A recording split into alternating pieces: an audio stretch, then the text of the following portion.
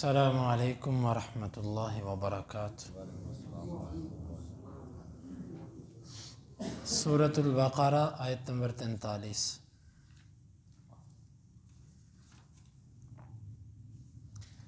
اعوذ باللہ السمیع العلیم من الشیطان الرجیم من ہمزہ ونفخہ ونفثہ۔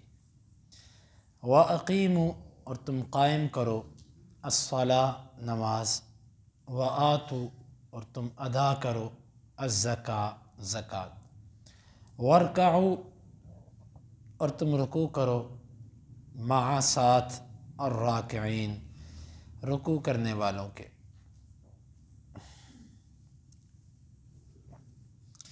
اتأمرون، کیا تم حکم دیتے ہو، الناس، لوگوں کو، بالبر، نیکی کا، وتنسون، اور تم بھول جاتے ہو، انفسکم، اپنے آپ کو، وانتم، حالانکہ تم، تتلون، تلاوت کرتے ہو، الکتاب، کتاب کی، افلا، کیا پس نہیں، تعقلون، تم عقل رکھتے۔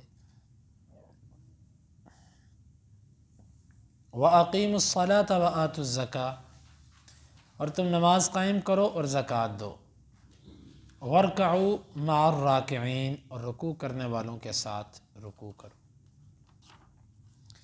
اتأمرون الناس بالبر، کیا تم لوگوں کو نیکی کا حکم دیتے ہو، وتنسون انفسکم، اور تم خود کو چھوڑ دیتے ہو، وانتم تتلون الکتاب، حالانکہ تم کتاب پڑھتے ہو، افلا تعقلون، کیا پس تم عقل نہیں رکھتے۔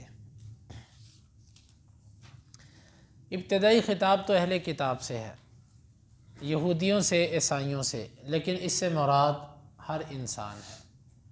پہلا حکم انہیں یہ دیا کہ تم نماز قائم کرو، یعنی کہ اللہ کے نبی صلی اللہ علیہ وسلم کے ساتھ مل کر نماز پڑھو، یعنی کہ دوسرے لفظوں میں یوں کہہ لیجئے کہ اسلام کی دعوت دی جا رہی ہے کہ تم آ جاؤ، اسلام میں داخل ہو جاؤ، نماز قائم کرو، 5 وقت کی نماز پڑھو۔ اقامت صلاۃ کا معنی پیچھے گزر چکا کہ خالی نماز پڑھنے کو قائم کرنا نہیں کہتے، بلکہ اس کے آداب اور اس کے جو تقاضے ہیں ان سب کو نبھانا، یہ اقامت صلاۃ کہلاتا ہے۔ تم نماز قائم کرو، 5 وقت کی نماز پڑھو، وآتوا الزکاۃ، اور تم زکوٰۃ دو۔ 2 چیزوں کا ذکر کیا۔ بدنی عبادت میں سب سے بڑی عبادت نماز ہے توحید کے بعد، اور مالی عبادت میں سب سے بڑی عبادت زکوٰۃ ہے۔ ان دونوں کے بغیر عمل قبول نہیں ہے۔ اگر کوئی بندہ توحید کا دعویٰ بھی کرے، نیک اعمال بھی کرے، لیکن اس میں یہ 2 چیزیں نہ ہوں یا ان میں سے ایک نہ ہو تو اس کو اعمال فائدہ نہیں دیں گے۔ جس طرح کہ ابو بکر صدیق رضی اللہ عنہ نے مانعین زکوٰۃ کے خلاف لڑائی کا اعلان کیا تھا، اور یہ کہا تھا کہ لَأُقَاتِلَنَّ مَنْ فَرَّقَ بَيْنَ الصَّلَاةِ وَالزَّکَاةِ، جس نے نماز اور زکوٰۃ میں فرق کیا، میں ضرور بھی ضرور اسے لڑائی کروں گا۔ یعنی نماز تو پڑھے لیکن زکوٰۃ نہ دے، نماز اور زکوٰۃ میں جب فرق کر گیا، میرے سے بچے گا نہیں، وہ ضرور بھی ضرور میں اسے لڑائی کروں گا۔ نماز اللہ کے حقوق میں سے بڑا حق ہے، اور زکوٰۃ حکم اللہ کا ہے، لیکن ظاہری منفعت کے اعتبار سے یہ لوگوں کا حق ہے، لوگوں کے لیے ہے۔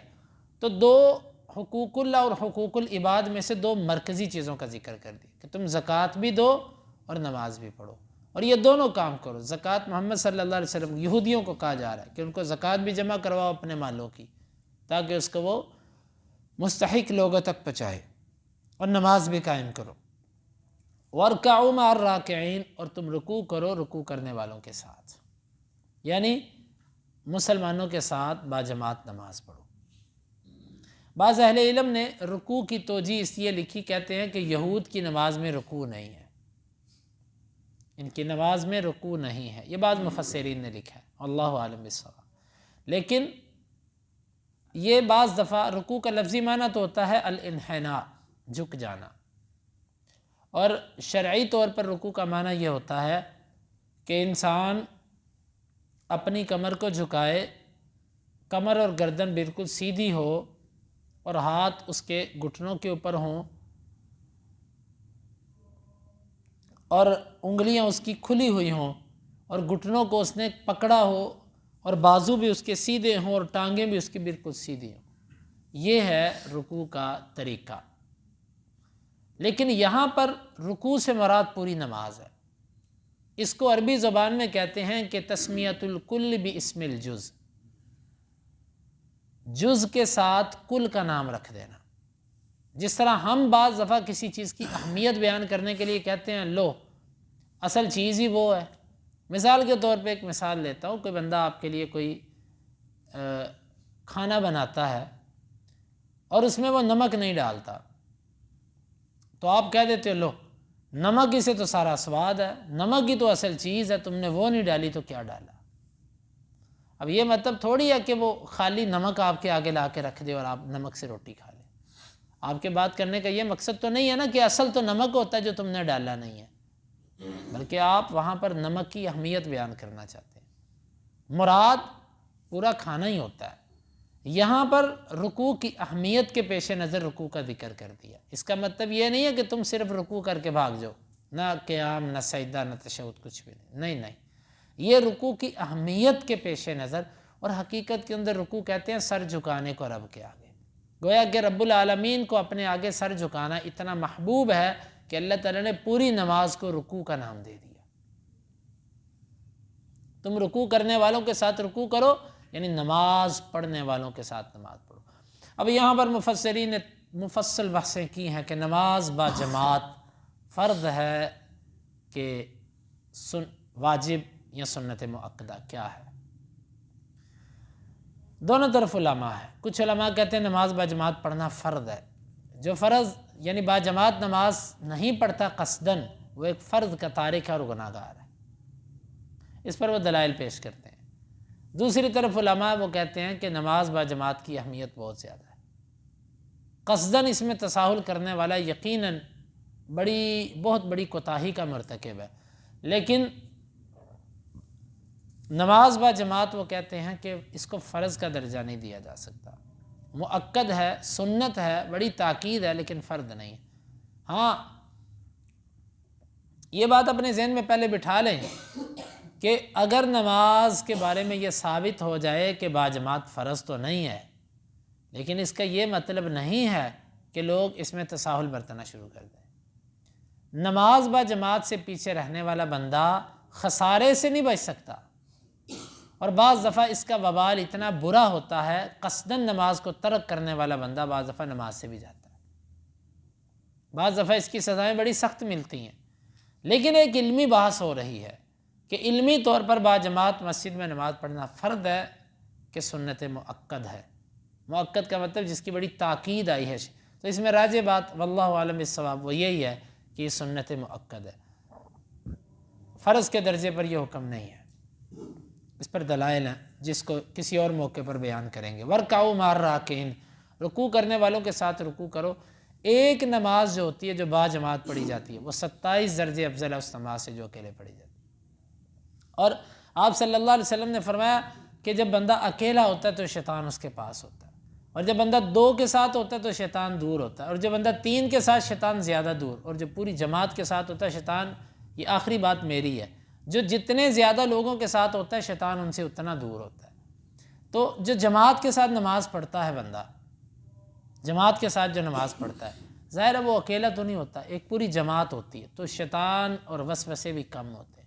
پھر آپ نے یہ بھی دیکھا کہ جو نماز با جماعت پڑھی جاتی ہے وہ لمبی بھی ہوتی ہے، ذرا تسلی والی بھی ہوتی ہے، اور اکثر جو تنہا نماز پڑھی جاتی ہے وہ ایسی نہیں ہوتی۔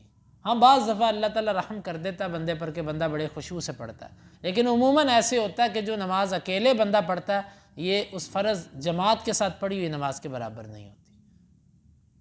اور خاص طور پر وہ بندہ جو قصداً نماز کو ترک کرتا ہے، اچھا چلو پڑھ لیں گے، یہ بندہ جو ہے نا یہ اور کچھ نہیں نا تو اس کا اتنا جرم ضرور ہے کہ یہ اللہ تعالیٰ کے حکم پر دنیا کو ترجیح دیتا ہے۔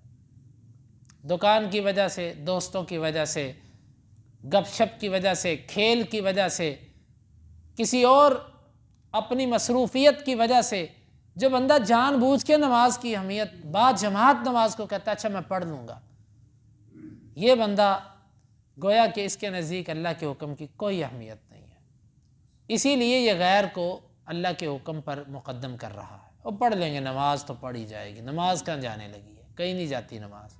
حتیٰ کہ دوست آپ نماز سے لیٹ کیوں ہوئے، میں اپنی بھی بات کر رہا ہوں، نماز سے لیٹ کیوں ہوئے، مہمان بیٹھے تھے، مہمان مسلمان نہیں ہیں، ان کو بھی کہو نماز کے لیے چلے، کھیل رہے تھے، کھیل والے مسلمان نہیں ہیں، ان سے بھی کہیے کہ آئے نماز کے لیے چلے، کام پہ نکلا ہوا تھا، کیا رستے میں مسجدیں نہیں آتی؟ ایک مسلمان آدمی کی دل کے اندر نماز کی اہمیت ایسی ہونی چاہیے، جب وہ کام پہ جائے نا، اس نے جو رستہ اختیار کرنا اس کو پتہ ہونا چاہیے کہ میں نے نماز کہاں پڑھنی ہے، ایسا ٹائم گھڑی دیکھ کر سیٹ کر کے فکر کے ساتھ نکل، یہ مومن آدمی کی علامت ہوتی ہے کہ وہ پہلے بندوبست کرے کہ میری نماز، میں اتنے بجے نکل رہا ہوں، میری نماز کون سی مسجد میں بنے گی۔ اور جو بندہ اس معاملے کے اندر تھوڑی سی کوتاہی کرتا ہے نا، تو بعض دفعہ اللہ تعالیٰ سزا بھی دیتے ہیں۔ بعض لوگ جلدی سے نکل جاتے ہیں کہ جی میں نے دکان پہ پہنچنا، میں ادھر جا کے پڑھ لوں گا، اور وہ جا کے پڑھ لیتے ہیں، لیکن ان کو ایک ایسی سزا ملتی ہے کہ جو ان میں سے سمجھتا بھی کوئی ہے۔ وہ سزا کیا ہوتی ہے؟ ایک تو جماعت چھوٹ گئی، 27 درجے اجر کا نقصان ہو گیا، 1 روپیہ اور 27 روپے نقصان ہو گیا۔ اب دوسری طرف کیا ہوا، جو اس نے نماز پڑھی ہے نا، اللہ کی قسم ایسا بندہ جو نماز کو ترک کر دیتا ہے نا، اس کو اپنی نماز پڑھنے میں پھر مزہ نہیں آتا۔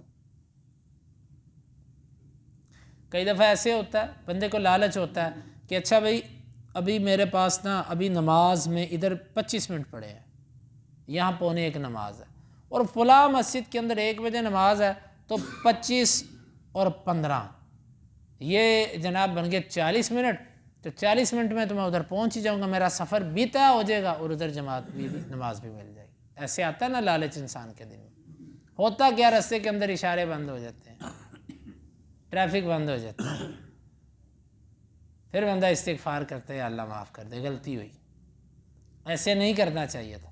اور جب بندہ پیچھے سے نماز پڑھ کے ایک فرض ادا کر کے نکلتا ہے، واللہ بعض دفعہ رستے ایسے صاف ہوتے ہیں کہ بندہ کہتا ہے یہ نماز کی برکت ہے کہ اللہ کے لیے رکا ہوں تو اللہ نے میرا آگے وقت بچا لیا۔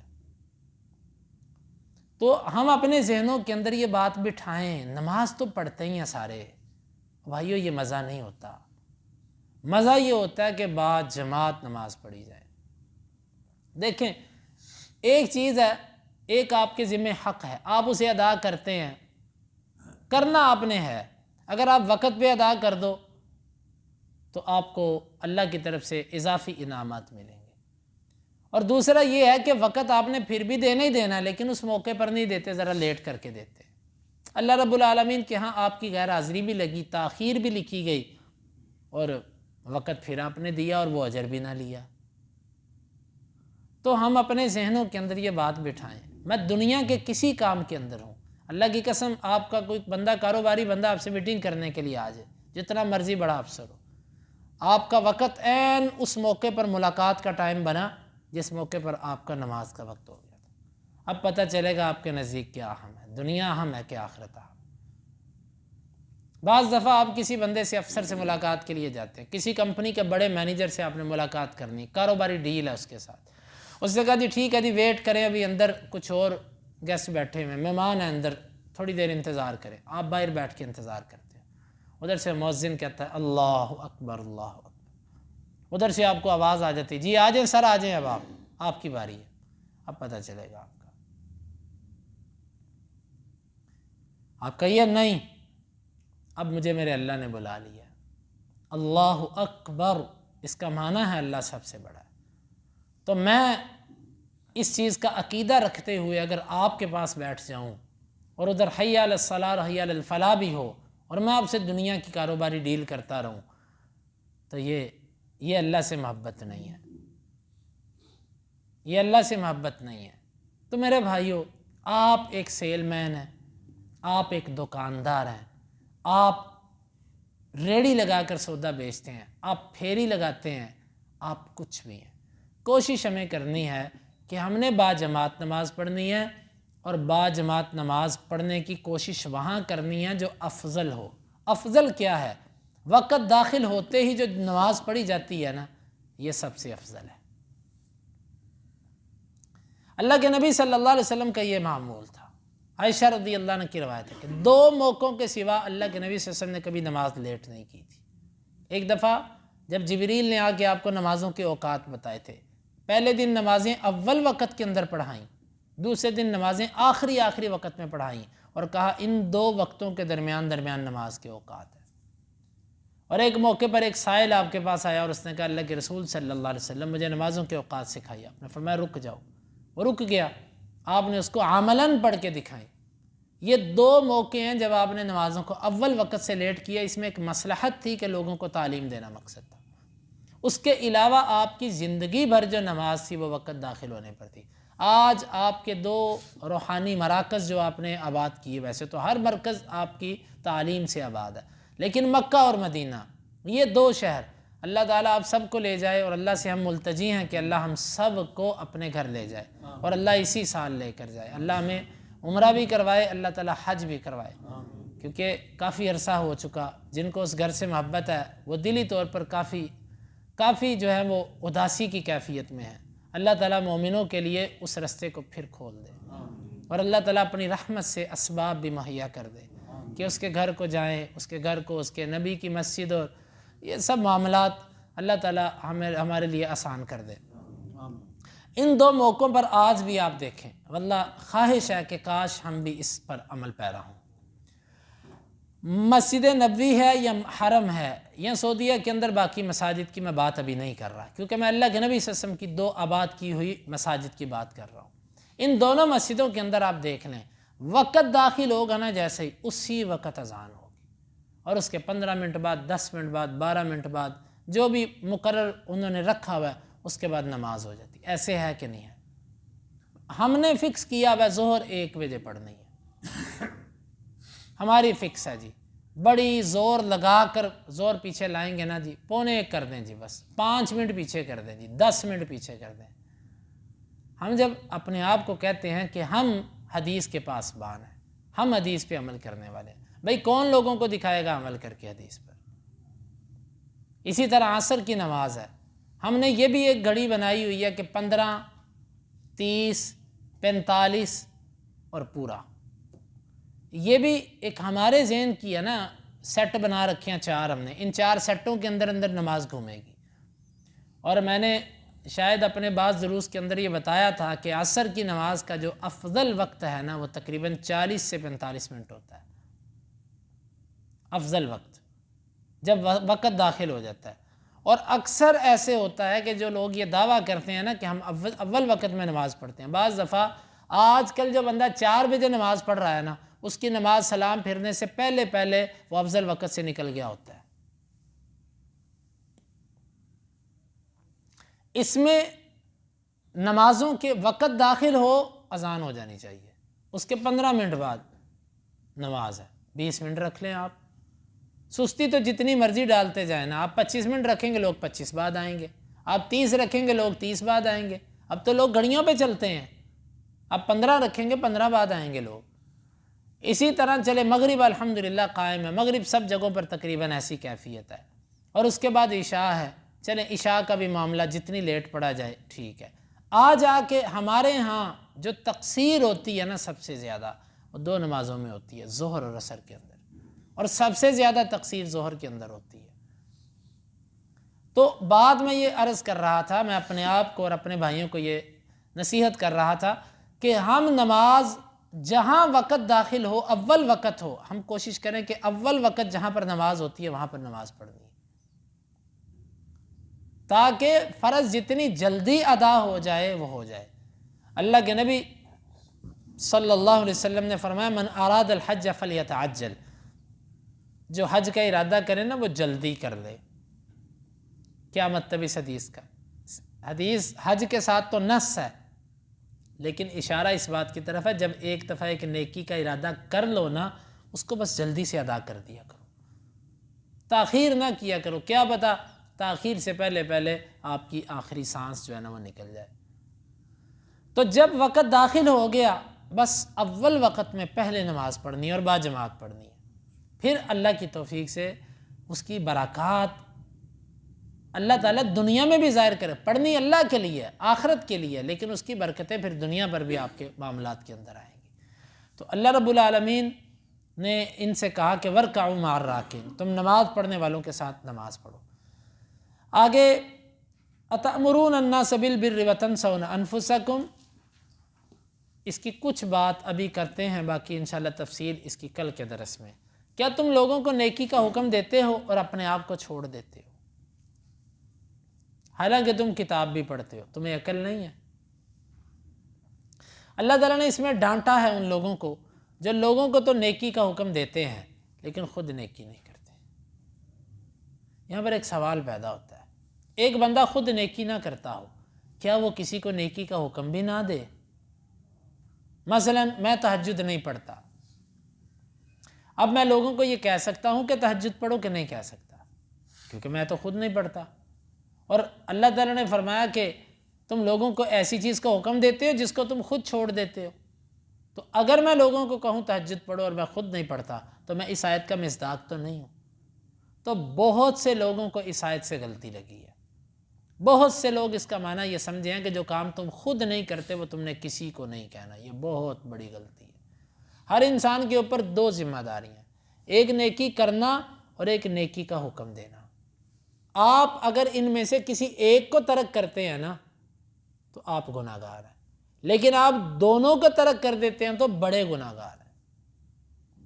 یہ ایسے ہی ہے کہ جیسے ایک حکم کو ترک کرنے والا ایک حکم کا اس کی وجہ سے گناہ گار ہوا، لیکن دو حکموں کو ترک کرنے والا دو حکموں کو ترک کرنے کی وجہ سے گناہ گار ہے، اور وہ بڑا گناہ گار ہے بنسبت اس کے جس نے ایک حکم کو ترک کیا۔ ایسے ہے کہ نہیں ہے؟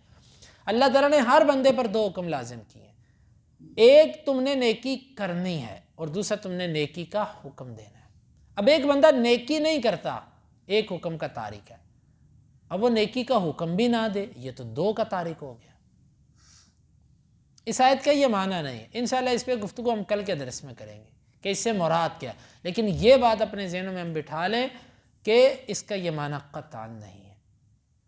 بس اگر ہم ایک عمل نہیں کرتے نا، ہم دوسروں کو ضرور کہیں، اس کے بڑے فوائد ہیں، اللہ تعالیٰ ہمیں بھی توفیق عطا کر دے گا۔ کبھی نہ کبھی اسی وقت دل کے اندر جو مومن آدمی ہے نا اس کو جھٹکا ضرور لگتا ہے اور احساس ضرور ہوتا ہے، پھر ایک ایسی نیکی ہے کہ جس پہ آپ عزم کرتے ہیں میں کروں لیکن کسی وجہ سے آپ سے نہیں ہو پا رہی، اور ایک ہے کہ آپ فنکاری دکھاتے ہیں، بس آپ کا کام ہے، ایک کاروبار ہے لوگوں کو نیکیوں کا کہنا اور دل کے اندر ہے ہمارے لیے نہیں ہے۔ یہ حقیقت کے اندر اس کا مصداق یہ لوگ ہیں۔ خیر اس پر تفصیلی گفتگو انشاءاللہ ہم کل کے درس میں کریں گے۔ اللہ تعالیٰ سے دعا ہے اللہ تعالیٰ اس آیت مبارکہ کو سمجھنے کی اور عمل کی توفیق عطا فرمائے۔